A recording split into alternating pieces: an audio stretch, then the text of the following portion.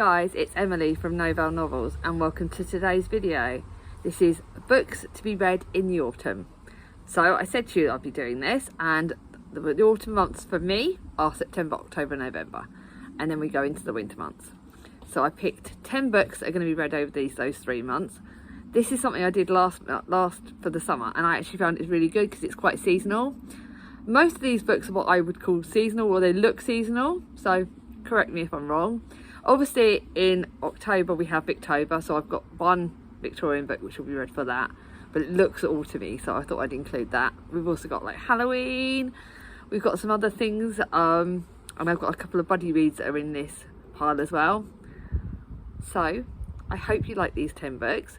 I really found that this was really good to also get me to read certain books, so certain books that I wouldn't necessarily think, and just get me in the autumn feel. Got autumn colours in, you know, the brown.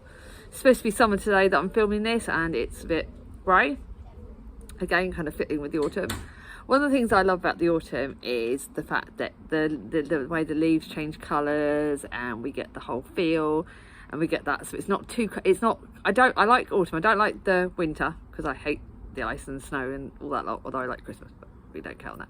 But I like the fact we've got Halloween, so the kids can get to do trick-or-treating this year. And I like the fact that we've got like they go back to school. That's always good, always good. And it's not too cold and it's not too warm. It's quite a nice season. I like the food in autumn, very like pumpkiny, spicy, kind of like, not the pumpkins, but you know what I mean, that kind of thing. So I hope you like these books. If there's any of these books you want to buddy read with me, or any that you want me to think certain months should be books for certain months, let me know down below, and let's get on with it. So this is a book that I've had for ages. It's a gorgeous book. It's the Arthur Conan Doyle's Sherlock Holmes short stories. So I don't know how many books. I got this book from the lovely people at Baz Books. So we've got The Hound of the Baskervilles. I've got other short stories in this. So I've got The Hound of the Baskervilles is the biggest book. Then I've got A Scandal in Bohemia, A Red-Headed League, 5 Orchard Pips, The Adventure of the Speckled Band, The Musgrave Ritual, and The Reigate Squires. So I've got all of those which are included in this, but I always think Sherlock Holmes and the mysteries are quite autumnal. I think I'm going to save this for November.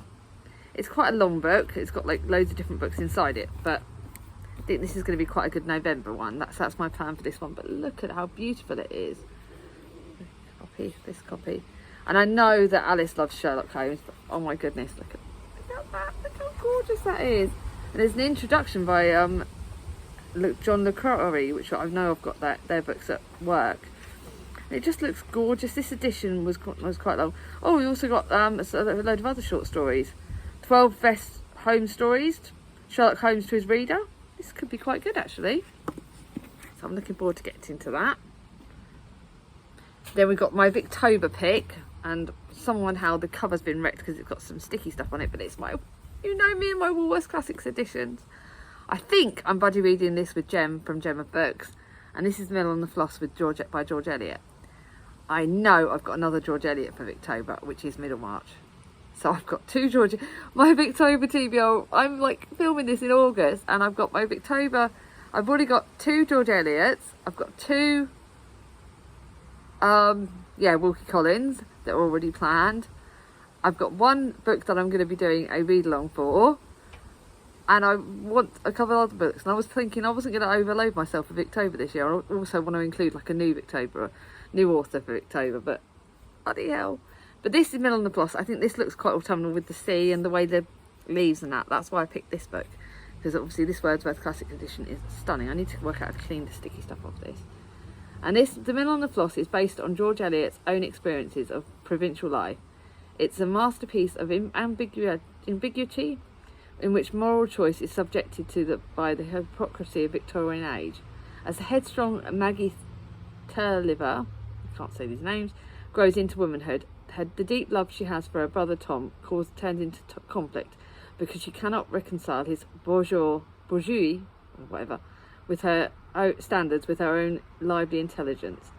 Maggie is unable to adapt to the community or break free from it, and as a result, more than often than one, there is tragedy. This looks really good. It's not too long, so it's about less than 500 pages, but it looks really good. So that is in October. So I've got 1 October, 1 November at the moment. Let's see what I'm doing. The rest of these are kind of whatever, I think. Then I've got another book that I picked purely because it says the word harvest in it, and harvest you automatically go with for autumn. And this is apparently the second in the series, but hopefully it won't matter that you're reading it out of series order. And this is following the disastrous floods of 1953, Ella Hilton finds herself living at Bromley's farm with her grandmother Esther, and is soon made acutely aware of the mysteries surrounding her family's past. As Ella grows up and falls in love, the story of the three generations of women, Esther, Kate and Ella, all comes full circle, and history is, it seems, destined to repeat itself. This is so it's the third in the series. Great. So I'm reading the last before I've read the first two. Oh well. This concluding part of the glorious Lincolnshire trilogy, Margaret Dickinson brings the 1950s vividly to life in a story of secrets, love, buried under years of pride and misunderstanding. Well, if I like this, I'll read the first two. If I don't, I'm not losing anything. But hopefully it won't matter that I'm not reading it in order. But again, harvest, it could be read over any of those months. Then I've got a book, a sneaky peek. This next book will be coming up, I think, yeah. The next video is going to be Charlie Brooke picks my books. So my sister has picked 6 books for me for October. So sneakily, you're finding out one of them a day early. Whatever, a few days early. And that is, so I won't go into too much detail about this. But again, this is Miss Benson's Beetle. And again, it's got the autumnal like leaves and things like that. This is set in the 1950 again. This is a book that Chris bought me for my birthday. And it's, in devastating moments of clarity, Marjorie Benson abandons her dead-end job and advertises for an assistant to accompany her on an expedition. She's going to travel to the other side of the world in search of a beetle that may or may not exist. A lot of people have loved this.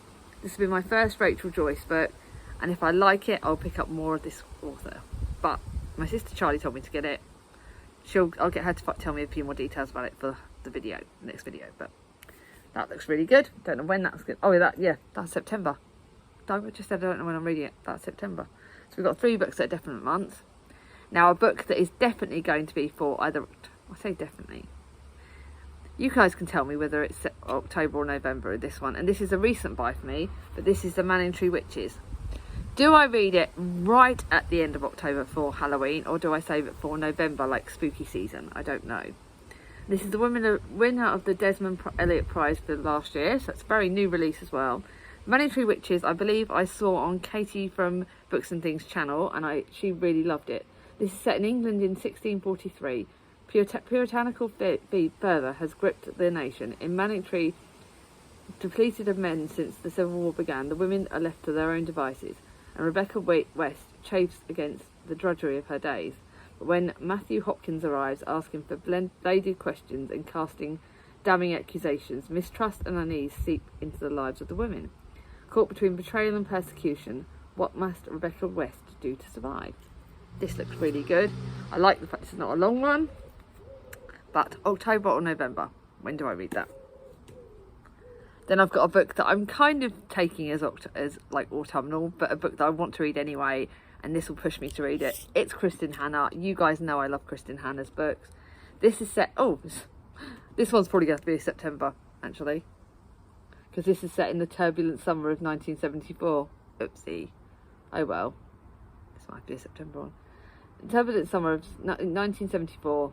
Kate Malarkey has accepted her place in the bottom of the social food train. Then, to her amazement, the coolest girl in the world moves across the street and wants to be her friend. Tully Hart seems to have it all: beauty, brains and ambition. But on the surface, they're opposite as two people can be. But they make a pact to be best friends forever. By summer's end, they become Tully and Kate, inseparable. For 30 years, Tully and Kate buoy each other through life, weathering the storms of friendships, jealousy, anger and hurt and resentment. Tully follows her ambitions to find fame and success. Kate knows all she wants to do is fall in love and have a family. What she doesn't know is how to being a wife and a mother will change her. This looks amazing. I've heard amazing things about it. It's a gorgeous copy. Probably will be September, but I'm going to decide. So when this comes out, I don't know whether I would have decided that. I'll have a look at what books I've got for September already, but could go either way. Might just be added on at the end. I may just not put it on the TBR. But I like to put books like that in a TBR video, because then, I just don't know. And the next book looks autumnal. It looks, because it's orange and it's got the tree. So this is a thriller that I've had on my shelf for ages. It's Claire Mackintosh, and it is, I've loved one of her books, and this is Max and Pip are the strongest couple you know. Only now they're facing the most important decision of their lives, and they don't agree. With the consequences of these impossible choices threatening to devastate them both, nothing will ever be the same again. But anything can happen after the end. Well, Leanne Moriarty likes it, and so that's obviously got to be. So I would guess it's like a more of a gentle thriller. Extraordinary, everyone should read after the end. A slow bursting with love and courage and hope. Her books have also scared the crap out of me, so I wonder if this doesn't look as scary as some of her other books, but we'll have to wait and see. But that's for one bit in the autumn. Now the next book again is going to be either October or November, because it is The Haunting of Aveline Jones. I got this from the lovely Jack from Jack's Spread Book Joy, and it is definitely, I've saved this for the winter months, the autumn months, and she loved it. She bought me the first and the second in the series, and I've heard lots of things. Julie from Hungry Bookworm loved this. Jack's loved it. It looks like middle grade, like fantasy kind of book. Oh, and it's just one I'm really looking forward to. Abeline loves reading ghost stories, so dreary half-term becomes more exciting when she discovers a spooky old book.